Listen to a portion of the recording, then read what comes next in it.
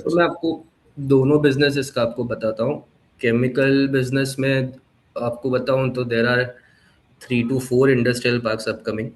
Current number which I have is 120 नए process houses आने वाले हैं, विच इज़ लास्ट 15 ईयर्स में जितने नहीं ओपन हुए उतने एक साथ नेक्स्ट 5 ईयर्स में ओपनिंग का प्लानिंग है। And that is a very huge market for us. बोला न्यूट्रास्यूटिकल, आपको स्टैटिस्टिक देता हूँ कि 2019 में व्हेन आई वाज स्टडिंग तो मैंने एक प्रोजेक्ट रिपोर्ट सबमिट किया था, तब मार्केट खाली $2 बिलियन का था। मेरी थीसिस ही मेरे बिजनेस पे थी। एंड करेंटली आज की डेट में market is sitting at around $20 billion. It is going to increase to 48 50 billion by 2030-35।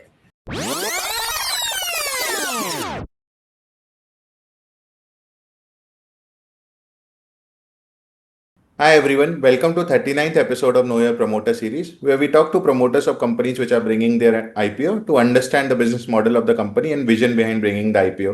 Today we have with us Mr. Ayush Desai, the promoter and whole-time director for VA Chemicals, the IPO for which is opening from the 4th of June and is going to be open till 8th of June. Welcome to the show, Ayush ji. Thank you या Sir, to begin with, can you just walk us through your and your family's journey? How did you end up into textile trading? I understand you are based off Surat, so textiles is something which would naturally to you. But just how did you start with textile chemicals trading, and how have you diversified your business over the period of time? So yeah, the whole business was started, like we entered this industry back in the year 1997, early 2000s, and Surat was also fast becoming sector of like textile manufacturing का एक hub बन रहा था। तो वो एक side में textile manufacturing अगर बढ़ेगा कोई भी सिटी में, तो उसके साथ उसके एसोसिएट प्रोडक्ट्स भी साथ में बूम हो गए। जैसे केमिकल हो गया, डाइज हो गई, कलर्स हो गए, वो सब का भी बूम ऑटोमेटिक उसमें आएगा ही। सो अर्ली 2000s में हम जब एंटर हुए तब there were very limited players, मतलब एमएनसीज ही थी, 5-6 ही थी। क्लेरियन था, रोजारी थी, ये सब एमएनसीज थी, और हार्डली एनी कोई प्लेयर्स थे लोकल लेवल पे। So just we saw the opportunity, मतलब my father saw an opportunity कि ये सेक्टर ग्रोइंग है, एंड टेक्सटाइल और डायमंड दो बिजनेस सूरत में हमेशा चलने वाला है। तो ये दो बिजनेस, सो हम लोग इस बिजनेस में एंड हम लोग घुसे। वहाँ से फिर फादर ने जर्नी की, धीरे धीरे धीरे ग्रो किया। एंड 2019 में हम लोग ने ये वाह केमिकल्स लिमिटेड इनकॉर्पोरेट की। सो आइडिया वो था इसके पीछे पूरा कि एक स्ट्रक्चर्ड वे में इस पूरे बिजनेस को अब आगे चलाना है, because my father is also now touching 60, and मैं इधर अभी इवेंचुअल 6 ईयर्स से मैं भी इस बिजनेस में हूँ। सो एक आगे पास ऑन कर पाए और एक स्ट्रक्चर जनरेशनल बिजनेस क्रिएट कर पाए, लॉन्ग टर्म वैल्यू क्रिएट कर पाए। तो आइडिया वो था एक वाह केमिकल में घुसने का। और जो हमारा दूसरा वर्टिकल है अपना न्यूट्रास्यूटिकल में, वो भी एक तरीके से सेम माइंडसेट वही था इस लाइन में एंटर करने का, कि nutraceuticals back in 2016-17 hardly Indian कोई कंपनी थी, सारी इंपोर्टेड कंपनीज ही मार्केट में थी। एंड देवर ओनली, आप समझिए I can count on my fingers उतनी इंडियन कंपनीज थी उस वक्त मार्केट में। So just to give you a statistic, उस वक्त 10-12 थी, अभी 30,000 प्लस रजिस्टर्ड न्यूट्रास्यूटिकल कंपनीज हैं। सो लास्ट 10 साल में इतना ग्रो ऑलरेडी मार्केट कर चुका है। सो भाई वहाँ पे भी हमने वो अपॉर्चुनिटी देखी कि it is a good time to enter the market, and it is a growing market. It is still not a matured market, it is a growing market, इसलिए we enter the nutraceutical business also. Got it, sir. Very, very interesting. Maybe before we actually talk about nutraceutical, can we just at a high level talk about कि वाह chemical क्या करता है? How do you sit in the value chain? How do you compete with let's say MNCs on unorganized role? And एक बार मेरे को आप समझाएंगे कि raw material procurement के बाद क्या process होता है जिससे आप पूरा हाँ, product मतलब मैं आपको product पूरा बेच। एक प्रोसेस समझा ही देता हूँ। सो वाह chemical what we do is, first step starts with raw material procurement. जो मतलब एक अब सिंपल भाषा में अगर आपको समझाऊँ तो प्रिंटिंग हाउसेज है सूरत में, printing and dyeing houses, process houses अब हम उसको बोलते हैं, एक जेनेरिक वर्ड। उसमें प्रोसेस, उनके जो कपड़ा प्रिंट होता है, डाई होता है, उसको एनहेंस करने के लिए केमिकल्स लगते हैं। So that's where we come into play. So we are into chemical में भी 3 सेगमेंट है। बेसिक केमिकल आता है, वैल्यू एडिशन केमिकल आता है, टेक्सटाइल ऑक्सिलरीज आता है, स्पेशलिटी केमिकल्स आता है, एंड कलर्स एंड डाइज आता है। So we cater to the 3 segment, जिसमें हम लोग टेक्सटाइल ऑक्सिलरीज, अपना वैल्यू एडिशन केमिकल, और अपना जो टेक्सटाइल ऑक्सिलरीज केमिकल होता है वो बनाते हैं। So what we do is basically, हमारा जो केमिकल होता है वो ओवरऑल फैब्रिक और क्लॉथ की विस्कोसिटी, फिर ब्राइटनेस, वो सब बढ़ाने के लिए हमारा केमिकल यूज होता है। सो हम पहले रॉ मटेरियल प्रोक्योर करते हैं, उसका लैब में हम लोग टेस्ट करवाते हैं, if it is according to the standard फिर मेरे हमारे कंपनी के कस्टमाइज फॉर्मुलेशंस होते हैं। So where we are different from say let's say MNCs हो गए, फिर जो बाकी मार्केट में प्लेयर्स हैं, हमारे पास एक ही प्रोडक्ट के 3-4 वेरिएंट है। मतलब मैं आपको बहुत सिंपल एग्जांपल समझो कि पॉइंट एक ए करके मील है, वहाँ पे हमारा एक केमिकल जा रहा है, सो वो बी में भी वही केमिकल जा रहा होगा, बट उसकी नीड्स के हिसाब से होगा। जैसे मील टू मील भी बहुत सारे फैक्टर्स होते हैं, किसी के यहाँ पानी थोड़ा हार्ड आता है, किसी के यहाँ थोड़ा कपड़ा सॉफ्ट आ रहा है, किसी के वहाँ स्टीम अलग टेम्परेचर पे हो रही है, तो हम उसके हिसाब से कस्टमाइज टेलर प्रोडक्ट बना के हम लोग एवरी मील को केटर करते हैं। So that's where we come in to play, that's where we are different, क्योंकि एमएनसीज का एक स्टैंडर्डाइज प्रोडक्ट होता है और उनकी इधर डीलरशिप्स होती है। सो प्रैक्टिकली वो पॉसिबल है उनके लिए कि वो हर डीलर के पास जाए, उनके पास से, क्योंकि उनका एक स्टैंडर्ड एसओपी होता है। जैसे हम लोग आते हैं वहाँ पे हम लोग अलग अलग अलग पूरा उनको कस्टमाइज सोल्यूशन प्रोवाइड करके देते हैं according to their requirement. Got it, sir. That's helpful. And sir, what I was saying कि 2019 में वहाँ केमिकल स्टार्ट हुआ, बट बिजनेस आपका उससे पहले भी था, like you mention, right, your हाँ डैड। हाँ। So why did you start a new business and not really? जो जैसे मैंने पहले मेंशन किया कि वो जो थी वो सोल प्रोप्राइटरशिप थी, and my father wanted everyone to contribute, and एक लॉन्ग टर्म वैल्यू अनलॉक करने का एक उसमें थॉट था। So I still remember 2019, so I did my MBA from Bombay, NMIS.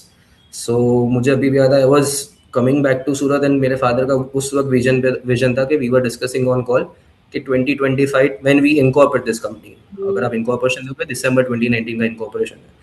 सो तब वो आइडिया था कि 25-26 तक हमें कंपनी को पब्लिक लेके जाना है, एंड इसको एक लॉन्ग टर्म सस्टेनेबल वैल्यू और स्केलेबल कंपनी बनाना है। सो एक वो था स्ट्रक्चर, एक स्ट्रक्चर बनाना था, एक वो आइडिया था कि इसको एक सेपरेट हमने एंटिटी पूरी खड़ी की इसकी।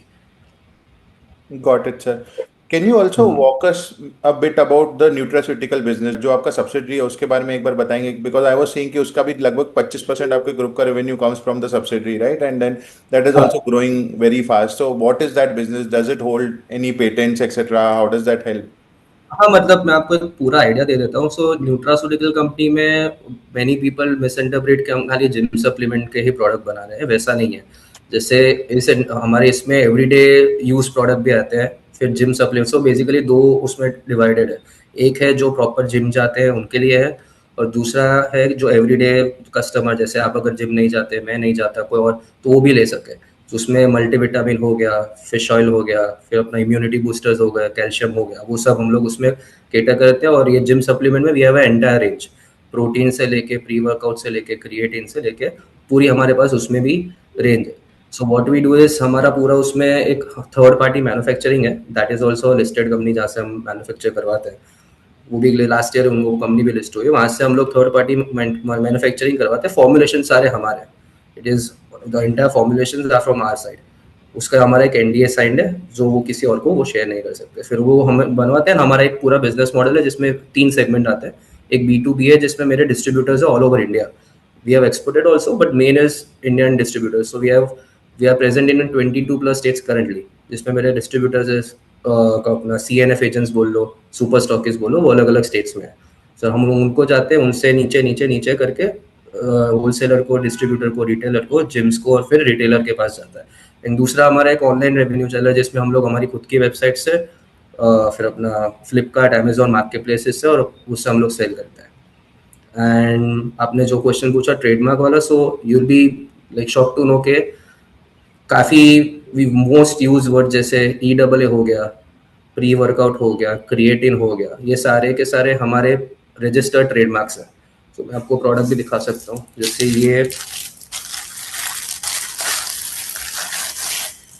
ये हमारा एक प्रोडक्ट है E AA करके। So this is a product जो सब बनाते हैं, सब ये अभी यूज कर रहे हैं करंटली, बट इसका अगर आप ध्यान से देखोगे तो इसका आर हमारे पास है, only we are legally allowed to use this. So इसका एक अलग वैल्यू है, अगर इसका वैल्यूएशन निकला हो तो it has a different goodwill का उसका वैल्यू निकलता है। So we have currently 3 registered trademarks with us which are very generic, that is one is E AA, one is pre workout and one is creatine। ये हमारी group एक company है, उसके पास अभी करंटली ये है। Understood, that's helpful, sir. And then do you, like आपने बताया ऑनलाइन वगैरह भी सेल होती है एंड थ्रू स्टॉकिस्ट होती है, do you also collaborate with influencers, etc.? Who Yeah, all so are some of we the have, people that you have so yeah, we have, like we have influence with many. famous personalities over a period of time. Like 2022-23 2 साल हमने अली बिलाल करके athlete है, अगर जो भी fitness follow करता है, is currently the runner up in mister Olympia. Then we also collaborated with Yasmin Karachiwala करके पिलाटिस की पायनर गिना जाते हैं वो मैम, तो उनके साथ भी हमने कोलैब किया है. एंड आपको मेरे पीछे ये वर्ल्ड रिकॉर्ड दिख रहा होगा गिनीज बुक का. ये हमने विस्पी खरादी करके, he is a 17 time Guinness book world record holder. So हमने इनका, उनके साथ भी हमने 5 to 6 years हमने उनके साथ कोलैब किया है. सो ये इवेंट पूरा जो इन्होंने किया था, this is the 17th record he broke. So ये पूरा इवेंट हमने उनकी तरफ से स्पॉन्सर किया था. Understood. That's good to know, sir. So, like, how do you call yourself? Do you call yourself a chemical company? Do you call yourself a nutraceutical company? Because the company is rather small only, right? And has two specific segments. So, what do you think are you right now, and how do you see it changing over a period of time? How do you think both of these So will grow? We are दोनों की, like both entities are very different. दोनों के operations are clearly defined. दोनों का leadership भी clearly defined है. And both are different segments. I understand कि वो Divine is contributing some like a 25, I think 25% to the overall revenue, but दोनों का एकदम स्ट्रैटेजिक विजन भी अलग है, दोनों का मार्केट भी अलग है, एंड दोनों की लीडरशिप भी अलग है. सो क्लियरली डिफाइंड है. So there is no interlapping of functions, no overlapping of, आप बोल सकते हो even the employees are different. So ऐसा नहीं है कि स्मॉल ऑर्गेनाइजेशन में आप जनरली देखते हो कि एक एम्प्लॉय दो कंपनी के लिए काम करता होता है, वैसा हमारे में नहीं है. एम्प्लॉय भी पूरा अलग है. मेरे एम्प्लॉयज़ डिवाइन के ऑल ओवर इंडिया है, और 21 employees were spread over all the territories. Delhi हो गया, देहरादून हो गया, साउथ में हो गया, हर जगह मेरे सेपरेट है वहाँ पे. सो फंक्शंस भी क्लियरली डिमार्क्ड है, एंड सबका अलग अलग खुद का फंक्शंस है. सो दोनों इंडिपेंडेंटली रन है, ऐसा कुछ मिक्स नहीं है. एंड आगे जाके मैं बोल सकता हूँ दोनों का कोर स्ट्रेंथ अलग है. जैसे केमिकल बिजनेस में it is our legacy business, आप एक तरीके से गिन सकते हो कि वो हम लोग जनरेशन से कर रहे हैं. So I am the second generation, and आगे भी एक जनरेशन को मैं ये पास ऑन कर पाऊंगा. उस हिसाब से वो बिजनेस, वहाँ पे हमारी स्ट्रेंथ वो है कि हम लोग काफ़ी टाइम से मार्केट में बैठे. So that is our strength, everyone knows us market में. एंड डिवाइन में it is a growth and growing and opportunistic business. So in that मेरी स्ट्रेंथ उसमें मेरी डिस्ट्रीब्यूटरशिप है करंटली. जो मेरे पास डिस्ट्रीब्यूटरशिप है वो मेरी कर ले. सो दोनों एकदम अलग है. Got it. सो थोड़ा फाइनेंशियल्स की बात करते हैं. एक बार आप FY26 में कितना रेवेन्यू किया था ओवरऑल ग्रुप लेवल पे, एंड इंडिविजुअली दोनों का टॉप लाइन बॉटम लाइन का आइडिया देंगे? तो कॉन्सोलिडेटेड लेवल पे अगर मैं बोलूँ तो last year we did around 43 crore. उसमें 32 करोड़ वाज वाह केमिकल्स एंड 11 करोड़ वाज अपना डिवाइन न्यूट्रिशन. उसमें ना जो प्रॉफिट मार्जिन है, अगर आपको प्रॉफिट मार्जिन में गिनूँ तो we are sitting at a PAT of around 11 to 12% in chemical business and 10% in अपना Divine Nutrition. Got it. And sir, I was seeing EBITDA margin अपना लगभग 19% है, जो कि over a period of last 2-3 years increase हुआ है. It has gone up from 11% to 19%. So any reason for the same, and how do you think this EBITDA margin will trend over a period of time? So इसके दो specific reason है दोनों business में, क्या हमने नया किया है. सो केमिकल बिजनेस में वी हैव 2023 में 22 दिसंबर, मतलब 23 गिन सकते हो, उसमें हमने ब्लूमिंग केमिकल्स करके एक नया सेगमेंट चालू किया है, जिसमें वो करंटली इंडिया में बनता ही नहीं है. Like people are manufacturing but quality उस हिसाब से नहीं आती. So only 2 countries are doing that is Japan and South Korea. So what we are doing is we are importing raw material. हम डायरेक्ट इम्पोर्ट नहीं कर रहे. There is a reseller in India जिससे हम लोग कर रहे हैं, he is importing directly from Korea. So that is contributing much to the revenue and margin improvement. और दूसरा न्यूट्रास्यूटिकल बिजनेस में we have started entering into products which are small in ticket size but repetitive, मतलब आपका order cycle उसमें fast होता है. से हमने लास्ट ईयर ये प्रोटीन बार्स लॉन्च किए हैं. सो अभी 6 महीना ही हुआ है, लाइक 7-8 months हुआ है hardly, and we have already crossed around 30-40,000 bars a month. And हमारा टारगेट है इसको 2 से 3 लाख बार्स में जाना.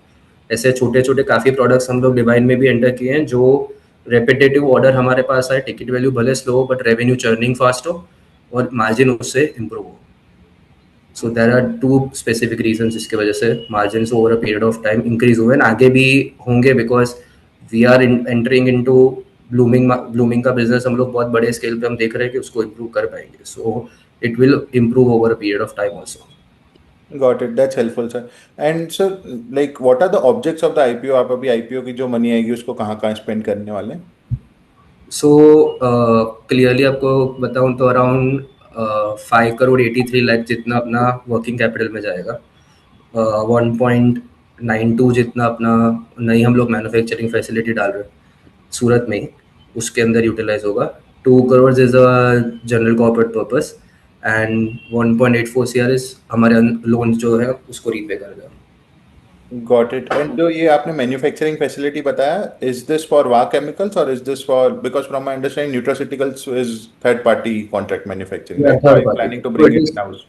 No no no, it is for only वाह chemicals only. So what we are doing is, जैसे मैंने अभी आपको पीछे बोला कि मार्जिन्स इंक्रीज होंगे, one of the specific reasons ये भी है कि we are backward integrating. Currently हम जो बाहर से प्रोक्योर कर रहे हैं, वी आर ट्राइंग के 70 to 80% अब हम घर पे ही बनाना चालू करें।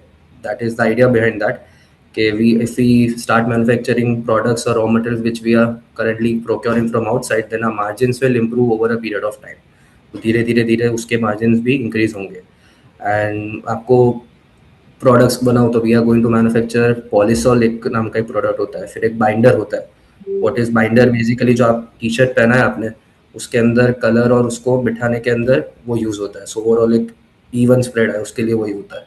सो ऐसे सब products we are going to manufacture in that facility. Got it. So backward integrate करेंगे अपनी जो हाँ, फैसिलिटी है उसमें केमिकल्स वाली में। Got it, sir. That's helpful to know. एक बार मेरे को वर्किंग कैपिटल साइकिल समझाएंगे दोनों बिजनेसेस का, कि कितने दिन में पैसा कितनी बार घूम जाता है साल भर में, etcetera, how many days does it take from? हाँ, मतलब आपको अगर सुनूँ तो सेलर साइड आप समझिए मेरा 150 डेज में एवरेज पेमेंट आता है, and I have to pay my suppliers in by 60 to 90 days. हम लोग को 60 to 90 डेज में पे करना पड़ता है। सो उस हिसाब से पैसा हमारा ओवर पीरियड ऑफ टाइम क्यों होता है। डिवाइन में तो वी हैव टू पे हैड 90 डेज में हमें पे करना होता है, 60 to 90 डेज में। एंड इधर हमें सेम 60 to 90 डेज में, या कभी कभी 2-3 डिस्ट्रीब्यूटर्स होता है उनका लेट होता है, but that is the generic cycle in which we get payments. Got it.